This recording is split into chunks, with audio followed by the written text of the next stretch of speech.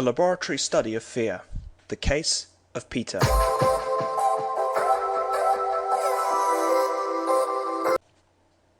As part of a genetic study of emotions. Footnote: the research was conducted with the advice of Dr. John B. Watson by means of a subvention granted by the Laura Spelman Rockefeller Memorial to the Institute of Educational Research of Teachers College. End footnote. A number of children were observed in order to determine the most effective method of removing fear responses. The case of Peter illustrates how a fear may be removed under laboratory conditions. His case was selected from a number of others for the following reasons. 1. Progress in combating the fear reactions was so marked that many of the details of the process could be observed easily. 2. It was possible to continue the study over a period of more than 3 months. 3. The notes of a running diary show the characteristics of a healthy, normal, interesting child, well adjusted except for his exaggerated fear reactions. A few descriptive notes show something of his personality. Remarkably active, easily interested, capable of prolonged endeavour. A favourite with the children as well as with the nurses and matrons. Peter has a healthy passion for possessions. Everything that he lays his hands on is his. As this is frequently disputed by some other child, there are occasionally violent scenes of protest. These disturbances are not more frequent than might be expected in a 3-year-old, in view of the fact that he is continually forced to adjust to a large group of children, nor are they more marked in Peter's case than in others of his age. Peter's IQ at the age of 2 years and 10 months was 102 on the Coleman revision of the Binet. At the same time, he passed 5 of the 3-year tests on the Stanford revision. In initiative and constructive ability, however, he is superior to his companions of the same mental age. 4. The case is a sequel to one recently contributed by Dr. Watson and furnished supplementary material of interest in a genetic study of emotions. Dr. Watson's case illustrated how a fear could be produced experimentally under laboratory conditions. Footnote: Watson, J.B. and R.R. Studies in Infant Psychology, Scientific Monthly, December 1921. End footnote. A brief review follows. Albert, 11 months of age, was an infant with a phlegmatic disposition, afraid of nothing under the sun except a loud sound made by striking a steel bar. This made him cry. By striking the bar at the same time that Albert touched a white rat, the fear was transferred to the white rat. After 7 combined stimulations, rat and sound, Albert not only became greatly disturbed at the sight of the rat, but his fear had spread to include a white rabbit, cotton wool, a fur coat, and the experimenter's hair. It did not transfer to his wooden blocks and other objects very dissimilar to the rat. In referring to this case, Dr. Watson says, "We have shown experimentally that when you condition a child to show fear of an animal, this fear transfers or spreads in such a way that without separate conditioning he becomes afraid of many animals. If you take any one of these objects producing fear and uncondition, will fear of the other objects in the series disappear at the same time? That is, will the unconditioning spread without further training to other stimuli?" Dr. Watson intended to continue the study of Albert in an attempt to answer this question, but Albert was removed from the hospital and the series of observations was discontinued. About 3 years later, this case, which seemed almost to be Albert grown a bit older, was discovered in our laboratory. Peter was 2 years and 10 months old when we began to study him. He was afraid of a white rat, and this fear extended to a rabbit, a fur coat, a feather, cotton wool, etc., but not to wooden blocks and similar toys. An abridgment of the first laboratory notes on Peter read as follows. Peter was put in a crib in a playroom and immediately became absorbed in his toys. A white rat was introduced into the crib from behind. The experimenter was behind a screen. At sight of the rat, Peter screamed and fell flat on his back in a paroxysm of fear. The stimulus was removed, and Peter was taken out of the crib and put into a chair. Barbara was brought to the crib and the white rat introduced as before. She exhibited no fear, but picked the rat up in her hand. Peter sat quietly watching Barbara and the rat. A string of beads belonging to Peter had been left in the crib. Whenever the rat touched a part of the string, he would say, "My beads," in a complaining voice, although he made no objections when Barbara touched them. Invited to get down from the chair, he shook his head, fear not yet subsided. 25 minutes elapsed before he was ready to play about freely. The next day, his reactions to the following situations and objects were noted. Playroom and crib. Selected toys, got into crib without protest. White ball rolled in, picked it up and held it. Fur rug hung over crib, cried until it was removed. Fur coat hung over crib, cried until it was removed. Cotton, whimpered, withdrew, cried. Hat with feathers, cried. Blue woolly sweater, looked, turned away, no fear. White toy rabbit of rough cloth, no interest, no fear. Wooden doll, no interest, no fear. This case made it possible for the experiment to continue where Dr. Watson had left off. The first problem was that of unconditioning a fear response to an animal, and the second, that of determining whether unconditioning to one stimulus spreads without further training to other stimuli. From the test situations which were used to reveal fears, it was found that Peter showed even more marked fear responses to the rabbit than to the rat. It was decided to use the rabbit for unconditioning, and to proceed as follows. Each day Peter and 3 other children were brought to the laboratory for a play period. The other children were selected carefully because of their entirely fearless attitude towards the rabbit, and because of their satisfactory adjustments in general. The rabbit was always present during a part of the play period. From time to time, Peter was brought in alone so that his reactions could be observed and progress noted. From reading over the notes for each session, it was apparent that there had been improvements by more or less regular steps from almost complete terror at sight of the rabbit to a completely positive response with no signs of disturbance. New situations requiring closer contact with the rabbit had been gradually introduced, and the degree to which these situations were avoided, tolerated, or welcomed at each experimental session gave the measure of improvement. Analysis of the notes on Peter's reactions indicated the following progressive steps in his degree of toleration. A. Rabbit anywhere in the room in a cage causes fear reactions. B. Rabbit 12 feet away in cage, tolerated. C. Rabbit 4 feet away in cage, tolerated. D. Rabbit 3 feet away in cage, tolerated. E. Rabbit close in cage, tolerated. F. Rabbit free in room, tolerated. G. Rabbit touched when experimenter holds it. H. Rabbit touched when free in room. I. Rabbit defied by spitting at it, throwing things at it, imitating it. J. Rabbit allowed on tray of high chair. K. Squats in defenseless position beside rabbit. L. Helps experimenter to carry rabbit to its cage. M. Holds rabbit on lap. N. Stays alone in room with rabbit. O. Allows rabbit in playpen with him. P. Fondles rabbit affectionately. Q. Lets rabbit nibble his fingers. These degrees of toleration merely represented the stages in which improvement occurred. They did not give any indication of the intervals between steps, nor of the plateaus, relapses, and sudden gains which were actually evident.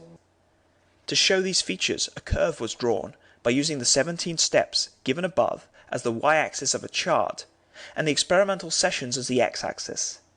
The units are not equal on either axis, as the degrees of toleration have merely been set down as they appeared from consideration of the laboratory notes, with no attempt to evaluate the steps. Likewise, the experimental sessions were not equidistant in time. Peter was seen twice daily for a period, and thence only once a day. At one point, illness and quarantine interrupted the experiments for 2 months. There is no indication of these irregularities on the chart. For example, along the x-axis, 1 represents the date December 4th, when the observation began. 11 and 12 represent the dates March 10 a.m. and p.m. From December 17th to March 7th, Peter was not available for study. The question arose as to whether or not the points on the y-axis, which indicated progress to the experimenter, represented real advance and not merely idiosyncratic reactions of the subject. The tolerance series, as indicated by the experimenter, was presented in random order to 6 graduate students and instructors in psychology, to be arranged so as to indicate increase in tolerance in their judgment. An average correlation of 0.70 with the experimenter's arrangement was found for the 6 ratings. This indicates that the experimenter was justified from an a priori point of view in designating the steps to be progressive stages. The first 7 periods show how Peter progressed from a great fear of the rabbit to a tranquil indifference, and even a voluntary pat on the rabbit's back when others were setting the example. The notes for the 7th period, see A on chart, read, Laurel, Mary, Arthur, Peter playing together in the laboratory. Experimenter put rabbit down on floor. Arthur said, Peter doesn't cry when he sees the rabbit come out. Peter, no. He was a little concerned as to whether or not the rabbit would eat his kiddie car. Laurel and Mary stroked the rabbit and chatted away excitedly. Peter walked over, touched the rabbit on the back, exulting, I touched him on the end. At this period, Peter was taken to the hospital with scarlet fever. He did not return for 2 months. By referring to the chart at B, it will be noted that this line shows a decided drop to the early level of fear reaction when he returned. This was easily explained by the nurse who brought Peter from the hospital. As they were entering a taxi at the door of the hospital, a large dog, running past, jumped at them. Both Peter and the nurse were very much frightened. Peter so much that he lay in the taxi pale and quiet, and the nurse debated whether or not to return him to the hospital. This seemed reason enough for his precipitate descent back to the original fear level. Being threatened by a large dog when ill, and in a strange place, and being with an adult who also showed fear, was a terrifying situation against which our training could not have fortified him. At this point, B, we began another method of treatment, that of direct conditioning. Peter was seated in a high chair and given food which he liked. The experimenter brought the rabbit in a wire cage as close as she could, without arousing a response which would interfere with his eating. Through the presence of the pleasant stimulus, food, whenever the rabbit was shown, the fear was eliminated gradually in favour of a positive response. Occasionally, also, other children were brought in to help with the unconditioning. These facts are of interest in following the charted progress. The first decided rise at C was due to the presence of another child who influenced Peter's reaction. The notes for this day read, Lawrence and Peter sitting near together in their high chairs eating candy. Rabbit in cage put down 12 feet away. Peter began to cry. Lawrence said, Oh, rabbit! Clambered down, ran over and looked in the cage at him. Peter followed close and watched. The next 2 decided rises at D and E occurred on a day when a student assistant, Dr. S, was present. Peter was very fond of Dr. S, whom he insisted was his papa. Although Dr. S did not directly influence Peter by any overt suggestions, it may be that having him there contributed to Peter's general feeling of well-being, and thus indirectly affected his reactions. The 4th rise on the chart at F was, like the first, due to the influence of another child. Notes for the 21st session read, Peter with candy in high chair.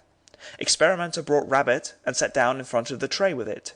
Peter cried out, I don't want him, and withdrew.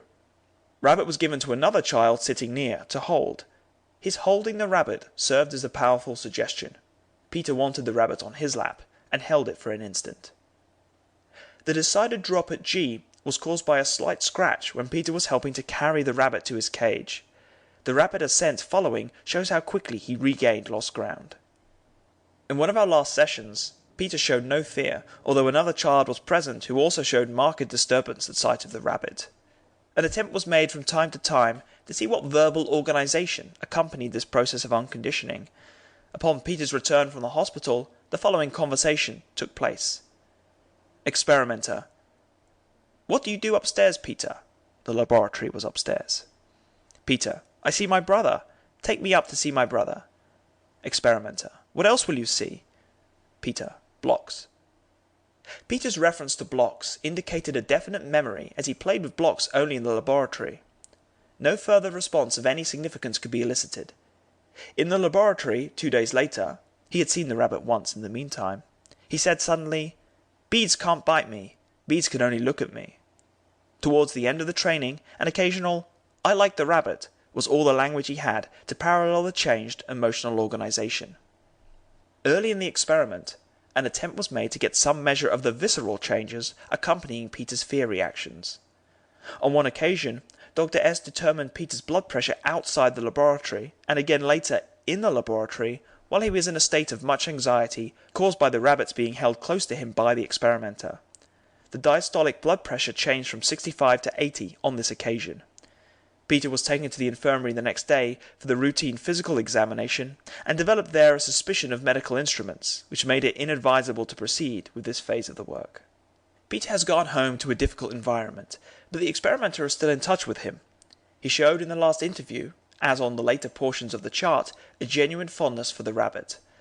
What has happened to the fear of the other objects? The fear of the cotton, the fur coat, feathers was entirely absent at our last interview. He looked at them, handled them, and immediately turned to something which interested him more. The reaction to the rats and the fur rug with the stuffed head was greatly modified and improved. While he did not show the fondness for these that was apparent with the rabbit, he made a fair adjustment. For example, Peter would pick up the tin box containing frogs or rats and carry it around the room.